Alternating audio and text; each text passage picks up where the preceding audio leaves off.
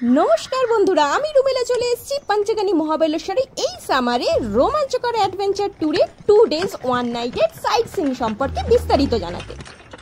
Already প্রথম পর্বে পঞ্চগনির hotel আর দ্বিতীয় পর্বে ঘোড়ায় চড়া কোথায় ভালো, মহাবলেশ্বর না পঞ্চগনিতে, সেই সম্পর্কে ডিটেলে আমি জানিয়ে দিয়েছি। ডেসক্রিপশন বক্সের লিঙ্কে দেখে নেবেন।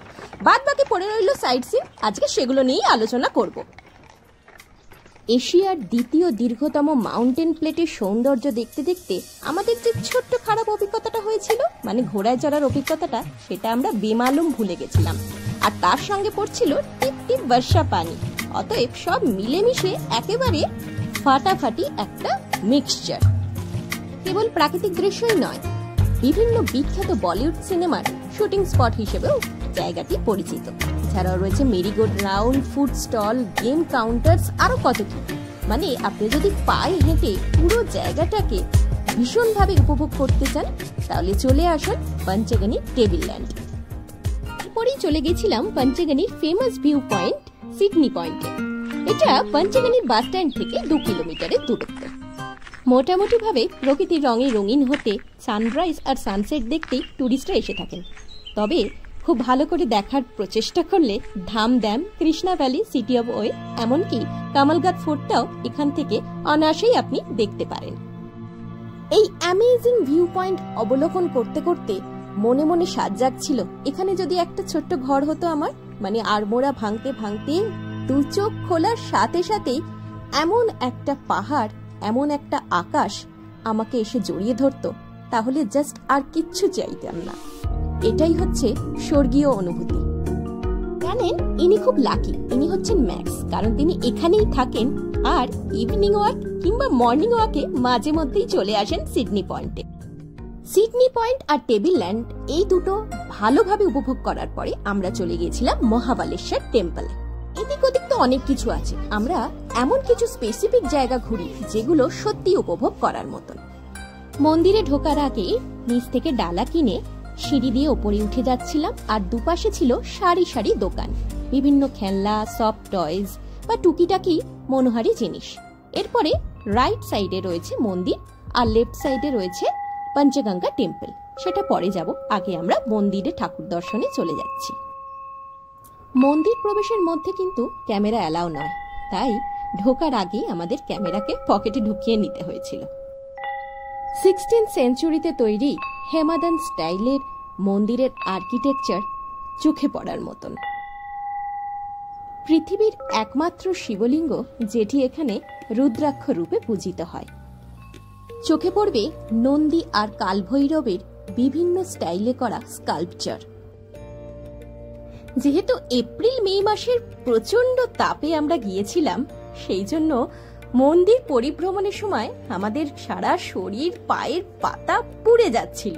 আমি তো কোনো রকমে ঘুরছিলাম, কিন্তু আমার পুচকেটা খুব কষ্ট পাচ্ছিল, তাই ওকে কোলে করে নিয়ে পুরো মন্দির চক্কর দিয়েছে ওর বাবা। এরপরই আমরা দর্শন করেছিলাম পঞ্চগঙ্গা টেম্পল। কৃষ্ণা, ভেনা, কোয়েনা, সাবিত্রী, গায়ত্রী নদীর মিলনস্থল, যা দক্ষিণের গঙ্গা বলেই পরিচিত। সেই কারণে বোতল ভর্তি এই গঙ্গার জল আমি নিঃসন্দেহে চোখ বুজে সংগ্রহ করেছি। এই একটু ঘুরেই আমরা বেজায় শ্রান্ত হয়ে পড়েছিলাম। ইচ্ছা হচ্ছিল একটু গাছের শীতল ছায়া আর ঠান্ডা কিছু পানীয়। সেই কারণে ছুটে চলে গেছিলাম শরবতের দোকানে। 1 গ্লাস লেবুর জল, 1 গ্লাস আখের রস খেয়ে নিয়েছিলাম চোচো করে। আহারে, আমার মহিরুহর মুখটা দেখুন কিরকম শুকিয়ে গেছে। তাই এরপরে ও বলছিল, মাম্মা এমন একটা জায়গায় যাব যেখানে একটু খেলাধুলা করতে পারবো আর একটু গাছের ছায়া থাকবে, না হলে আমি আর পাচ্ছি না। ঈশ্বর সত্যিই আছেন, না হলে মহিরুহর আবদারটা তিনি জানতে পারলেন কি করে, আর সেটা পূর্ণই বা করলেন কিভাবে।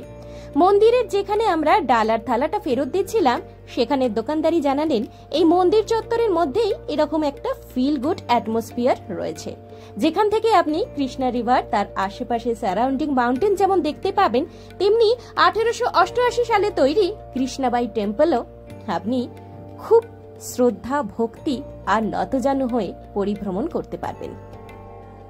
অত হাজার বছর আগে তৈরি হলে কি হবে, মন্দিরের স্টোন কাট সিলিং আর কলমগুলো যথেষ্ট ইউনিক আর ডিফারেন্ট।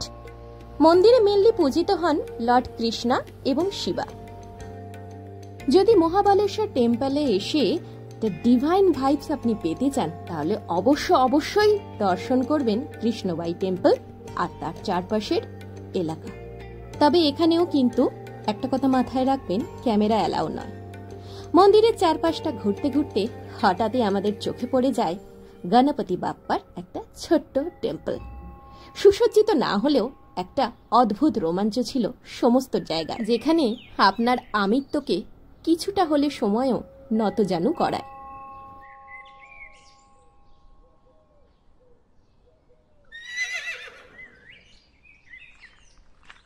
কিন্তু কতক্ষণ আর, আমরা যে ছুটতে ভালোবাসি, দৌড়তে ভালোবাসি, শান্ত সুবোধ হওয়াটা আমাদের ধাতে নেই, বাঙালির রক্তে নেই। অ্যাডভেঞ্চার করতে ভেনা লেকে চলে গিয়েছিলাম হর্স রাইডিং এ, আর সেই অভিজ্ঞতা তো আপনাদের সামনে দ্বিতীয় পর্বে শেয়ার করেছি, তাই সেইটা আর ডিটেলে না দেখিয়ে আমরা চলে যাচ্ছি ভেনা লেকের বোটিং পয়েন্টে। এখানে প্যাডেল, রোবোট দু রকমেরই ব্যবস্থা আছে, কিন্তু আমাদের ঘোড়ায় চড়ে গায়ে গতরে এতই ব্যথা হয়ে গেছিল, প্যাডেল বোটের অবস্থা আমাদের ছিল না, সেই কারণে রোবোট নেওয়া হয়েছিল। রোবোটে উনি চেয়েছিলেন 1200, যার মধ্যে আমরা আরেকটা কাপেল ছিল তার সঙ্গে শেয়ার করে আমাদের ভাগে পড়েছিল 600, বাকিটা সেই কাপেল দিয়েছিল। এতক্ষণ আমরা প্রকৃতির আবহে গা ভাসিয়ে দিচ্ছিলাম। এই মাত্র এসে পৌঁছালাম man made tourist spot vena লেকে। কিন্তু তাহলে কি হবে, এর প্রাকৃতিক সৌন্দর্য কম নয়। 1942 সালে শ্রী আপ্পা সাহেব মহারাজ এই লেকটি তৈরি করেছিলেন। এখান থেকেই সমস্ত শহরে জল সরবরাহ হতো।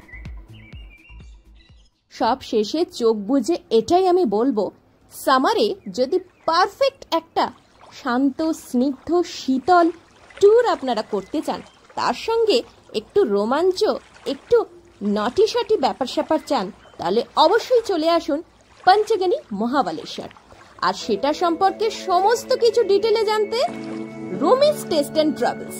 আর ভিডিওগুলো যদি ভালো লেগে থাকে তাহলে like, share, subscribe my channel Rumi's taste and travels.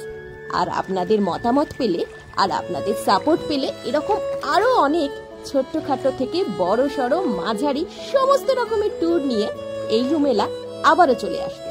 ততক্ষণের জন্য সকলে ভালো থাকুন, সুস্থ থাকুন। Bye bye and take care.